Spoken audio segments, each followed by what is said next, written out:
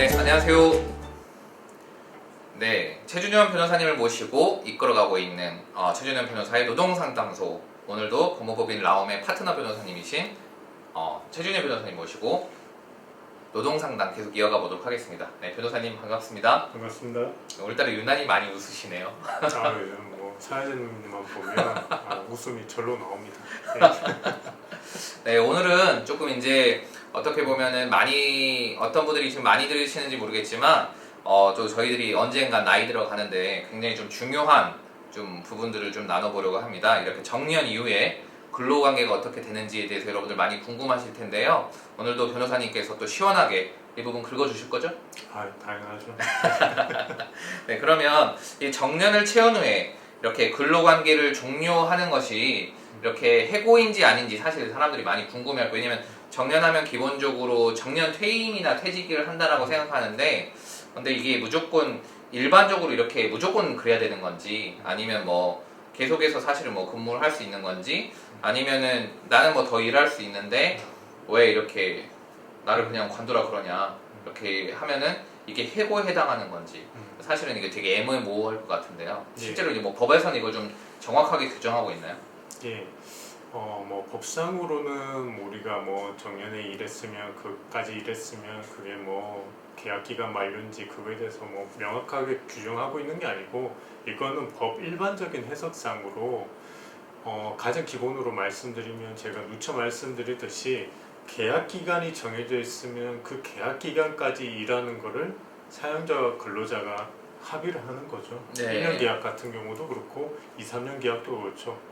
정년이란 것도 마찬가지입니다. 정년이란 날짜가 만약에 만 60세까지 일을 한다고 처음에 입사할 때 어쨌든 간에 정해져 있고 취업규칙에 그렇게 정해져 있으면, 네. 사용자와 근로자 사이에 그렇게 그 기간까지만 일하고 퇴사한다는 게 정해져 있는 거죠. 네. 그렇기 때문에 그 기간까지 일했고 근로자 입장에서는 더 일하고 싶은데 더 일을 못하는 사항은 해고가 아니고 네. 그냥 계약 기간 만료라고 보시면 될 것 같습니다. 네. 만약에 정년 이후에 우리가 정년을 더 연장해 주거나 아니면 계약 기간 만료 후에 계약직으로 새롭게 근로계약을 체결하는 것은 사용자와 근로자 간의 자유로운 의사이기 때문에 그건 충분한 거고요. 일단 기본적인 입장은 정년이 있으면 정년까지 일하고 근로관계는 종료되는 게 원칙입니다.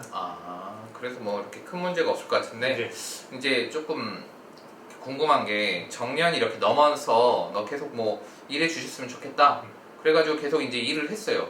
그러다가 뭔가 예전과 같지 않은 모습이나, 아니면 혹시 그냥 그 사용자의 마음이 좀 바뀌어서 갑자기 사실은 갑자기 이제 너 정년 시간이 지났으니까 이제 나가셔라, 갑자기 어느 날 갑자기 이렇게 퇴사를 시킬 수가 있는 건가요? 그 문제 참 예전에 제가 노동부 있을 때 많이 상담했던 부분 중에 하나인데요. 네. 큰 기업 같은 경우에는 사실은 문제가 없는데, 작은 회사 같은 경우에는 사실상 그런 문제가 많이 나타나는 부분이 뭐냐면, 정년이 만약에 만 60세까지 어쨌든 간에 정해져 있는데 회사에서 이 정년 기간을 잘못 기산하거나 아니면 아무 생각 없이 더 일하는 게 좋으니까 한 두세 달 아니면 수개월 동안 일을 계속하게 한 겁니다.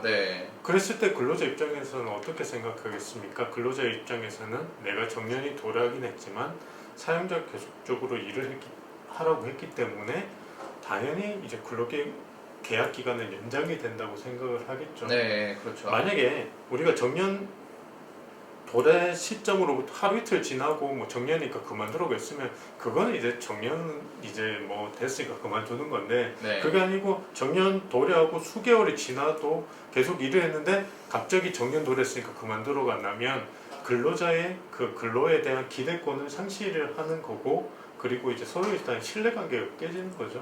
이 경우에는 갑자기 이제 사용자가 이제 그만두라고 한다면 이때는 부당해고에 해당할 수가 있습니다. 되게 신기하네요. 간단히 말씀드리면, 사용자가 아무 생각 없이 정년 지나고 계속 일을 하게 했다, 그리고 정년 도래에 대해서도 제대로 통제하고 그냥 일을 하게 했다면 정년의 연장으로 볼 수 있겠죠. 그렇기 때문에 사용자 입장에서는 만약에 정년 이후에 근로자를 일을 계속 시키려고 한다면 정년 이후에 몇 년간 일을 시키도록 하겠다. 그런 계약 기간을 다시 좀 명확하게 하시는 게 좋은 거지. 그냥 좋은 게 좋다 하시면 나중에 해고 문제가 발생할 수 있습니다. 네, 만약에 그렇게 되면은 또 당연히 늘 돈 문제가 생기는데요. 예. 정년 이후에 근로를 이렇게 계속 하게 되는 경우 보통 우리가 정년 때까지 보통 정년했을 때 보통 퇴직금을 받거나 하는데 이렇게 보통 계속 근로를 하게 되면 이 퇴직금은 어떻게 되는 건가요? 우리가 이것도 케이스를 한번 나눠볼 수 있는데요. 제가 정년이 끝나고 정년에 대해서 퇴직금을 만약에 사용주가 다 지급을 했습니다. 네. 그리고 일정한 기간을 다시 정해서 뭐 1년 계약을 했다. 네. 그러면 일단 퇴직금 받은 시점에서는 근로관계가 종료가 되고 네. 그리고 요 1년 시점에 대해서는 1년까지 퇴직금이 발생하기 때문에 따로 이제 지급을 하는 거고요. 예. 그게 아니라 퇴직금을 지급하지 않고 사용자 근로자로 하여금 계속 일하게 하다가 그만두게 했다. 네. 그러면 이때는 어떻게 해석할 수 있냐 하면 정년의 연장이기 때문에 네. 이 입사일부터 정년 지나고 또 일한 시점 모든 기간을 재직 기간으로 봐가지고 퇴직금을 계산할 수도 있습니다. 그렇기 때문에 정년이 도래가 되면 사용자 입장에서는 퇴직금 분명히 주시고 그리고 계약서를 기간을 딱 정해서 일을 어느 정도까지 하게 하고 뭐 다시 재고용하거나 이런 형태를 취해야지 뭐 법률상 문제가 없는 거지. 좋은 게 좋다 해가지고 뭐 퇴직금도 안 주고 정년 이후 계속 몇 년간 일을 하게 하는 경우에는 나중에 퇴직금 문제가 좀 발생할 수 있죠. 네. 그렇다면 무조건 이제 변호사님 말씀 들어보니까 정년 이후에 발생하는 이제 분쟁을 예방하기 위해서는 무조건 정년 이후에 근로계약을 새로 이렇게 체결하고 종료 시험을 또 명확하게 또 이렇게 기록하는 게 무조건 서로 뭐 크게 싸우지 않는 일 중 하나가 되겠네요. 그렇죠. 많은 이제 업체 중에서 요즘 그런 거 많이 하죠. 촉탁직이라고 하죠. 네. 그 이제 뭐 정년 끝나시고 이분이 너무 이제 재능이 있으신데 퇴사시키기는 아깝다 했을 네. 때는 촉탁직 근로계약을 새로 이제 계약 기간을 이렇게 정해서 계약을 하는 경우가 많습니다. 그게 사실 제일 모범적인 사례라고 생각하시면 되겠죠. 네네네.